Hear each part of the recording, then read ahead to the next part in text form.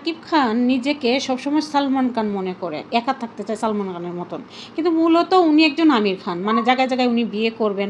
তারপরেও বলবো আমির খানের কিন্তু একটা থিম আছে বা একটা চাওয়া আছে, একটা পাওয়া আছে ফ্যামিলির প্রতি, একটা মানুষের প্রতি তার যে ভালোবাসা সেটা বই প্রকাশ ঘটায়। তার সন্তানদের সে সবাই সামনে প্রকাশ করে, তার এক একটা বউকে সে সবাই সামনে সম্মানের সহিতে প্রকাশ করে।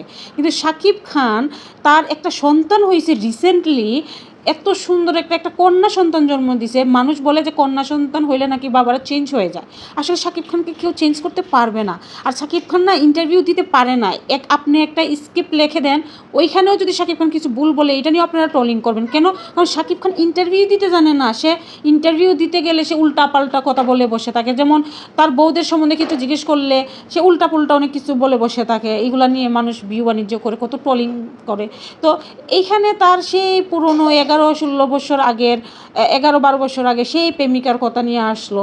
অথচ তার রিসেন্ট মেয়ে হয়েছে, সেই মেয়েকে নিয়ে সে একটা কথাও বললো না। আসলে মানে শাকিব খান না মূলত সিঙ্গেল থাকতে চায়, সে যাইতে চায় না, খালি ঘুমাবে, বাচ্চা পয়দা করবে, ভবিষ্যতে যে সম্পদ আছে তোমরা এটি নিয়ে সুখে থাকো, তোমরা শান্তিতে থাকো, আমাকে আমার মতো থাকতে দাও।